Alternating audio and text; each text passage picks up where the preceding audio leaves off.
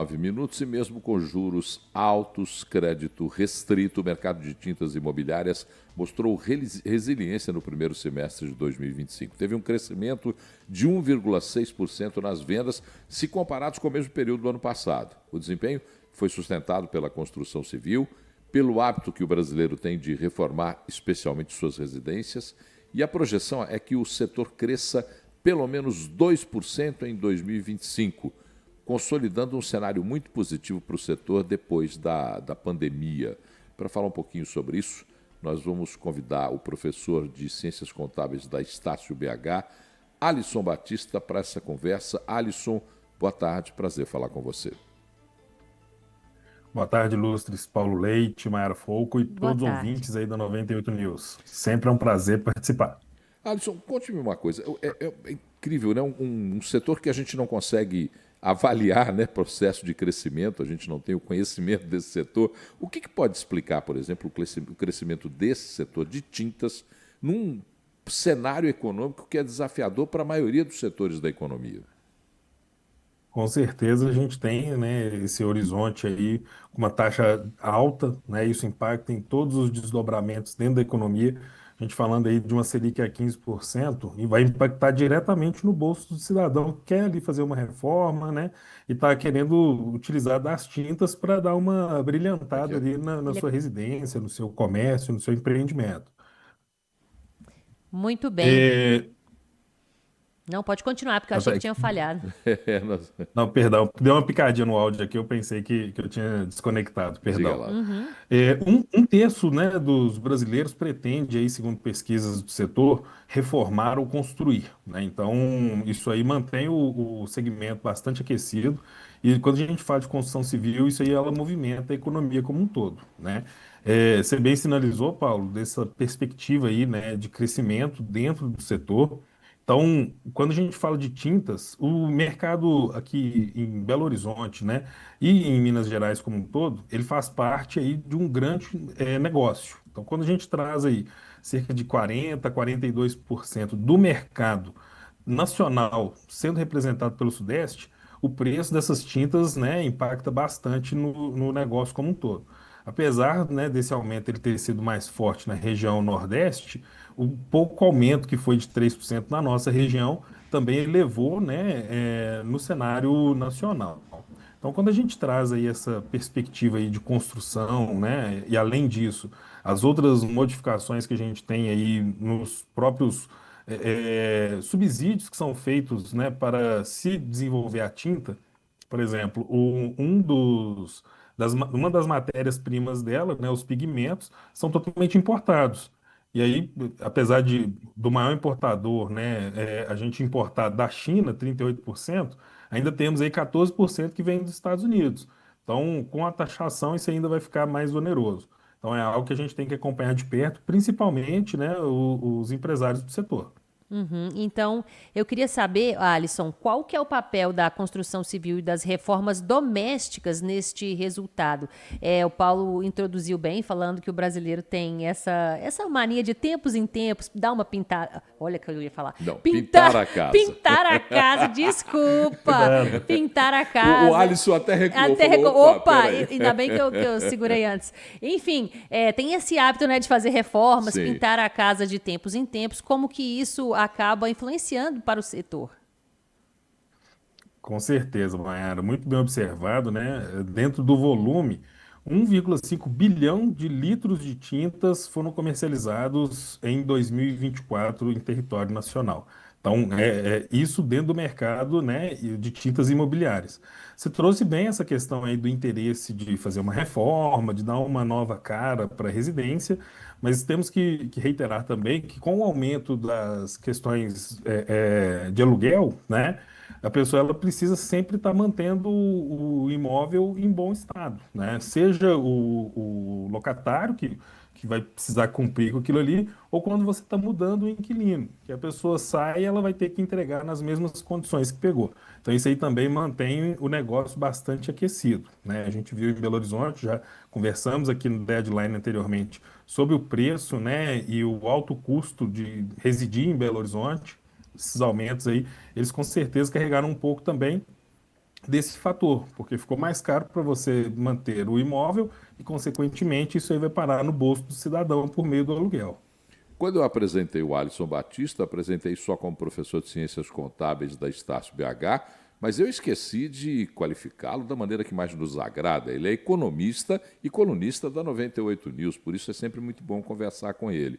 Mas, Alisson, quando a gente vê essa pesquisa, você mesmo abordou aí a questão do crescimento do Nordeste, uma desigualdade entre as regiões. Como é que a gente explica essa desigualdade entre as regiões de um item que é hábito dos brasileiros consumir? A gente traz nessa visão aqui dessa concentração na região sudeste, né, devido ao acúmulo mesmo de empreendimentos voltados aí para a construção civil. Então, quando a gente está falando aí de novos lançamentos, mesmo de segmentos populares, né, apartamentos aí de até 50, 60 metros quadrados, dentro do segmento estúdio, né, então são aqueles apartamentos menores, sem área de serviço, tem ali de 25 a 30 metros, também popularmente chamados de kitnets, né? Nessa nossa região sudeste, ele tá mais forte do que nos outros estados, né?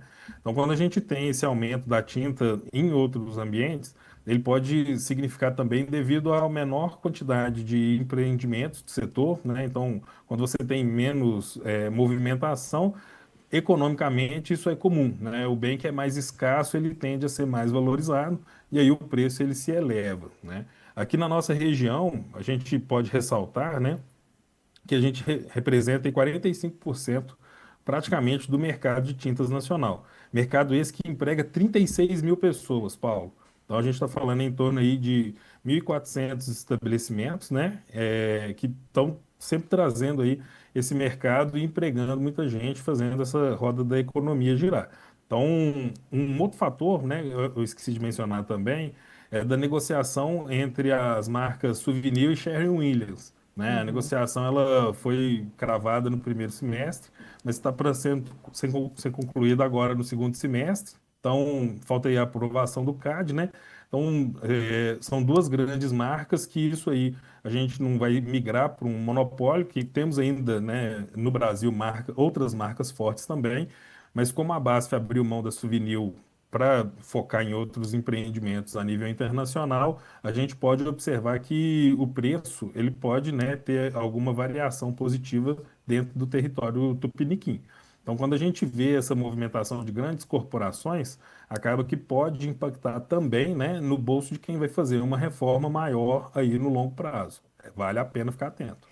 Ô Alisson, alguns produtos tiveram a forma de compra alterada ao longo dos últimos anos, principalmente no pós-pandemia, que o e-commerce ficou mais difundido, né?